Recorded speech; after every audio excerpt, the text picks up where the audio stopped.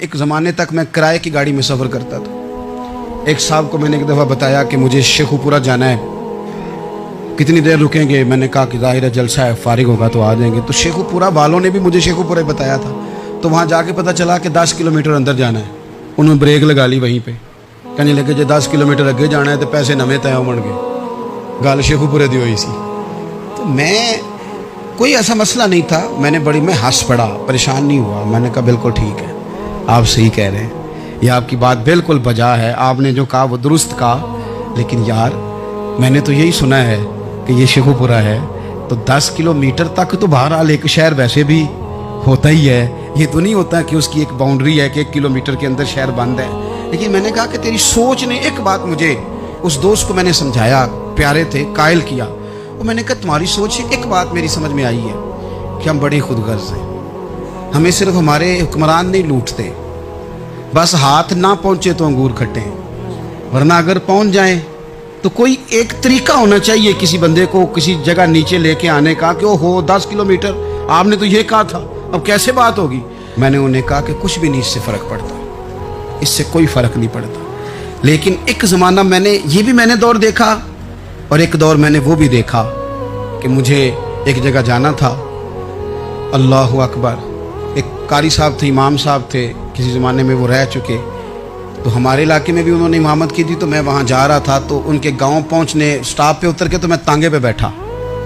तांगे वाले को मैंने कहा कि वो चूँकि अपने गांव जा चुके थे छोड़ के हमारा इलाका, तो मैंने कहा फलाने कारी साहब के यहाँ जाना है। तो नीचे उतर के तांगे वाला, जाहिर है कार वाले से तो गरीब ही होता है, तो मैंने उस तांगे वाले से कहा कि मियाँ किराया कितना तेरा बनता है? कहने लगा मैं मौलवी साहब दे परौने को किराया नहीं लेंदा, इसलिए कि उन्होंने हमें कुरान पाक पढ़ाया है और उन्होंने हमें। और फिर मैं वो तांगे वाला, उसके कपड़े, उसकी तामत, उसका सारा कुछ सादा, तो मैं बार बार मेरा दिल करता था कि मेरी आंखें इसकी फ़ोटो खींच लें, क्या शख्स है, क्या अंदाज है। और वो मुझे कहने लगा मौलवी साहब वापस कदों को जाना है? मैंने उनसे कहा कि मैंने ना जी शाम को ही वापस लौट जाना है। तो कहने लगे मैं डीगर को तक तुहाडा वेट करांगा तो मैं तुहानू डीकांगा, एक सवारी घट पावांगा। मेरा दिल करता है मौलवी साहब दा परौना वापस भी फ्री जाए। क्या उसकी आमदन होती है तांगे वाले की? वो बंदा भी याद रह गया, ये बंदा भी याद रह गया।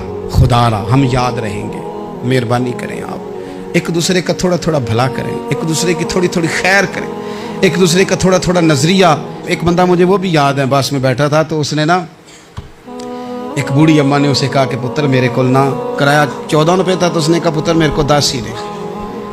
तो अपना अपना रवैया होता है। तो वो कंडक्टर जो था गाड़ी का, कहने लगा अम्मा जी उतर के आगा नहीं जाना? कहने लगी पुत्र वे जाना है, पैदल टुर जाएंगी, गरीब है मेरा पुत्र, ज़्यादा पैसे नहीं कमाता, तो 10 रुपये ही दे। तो वो क्लीनर भी मुझे याद रह गया, उसने 10 भी अम्मा को वापस कर दिया।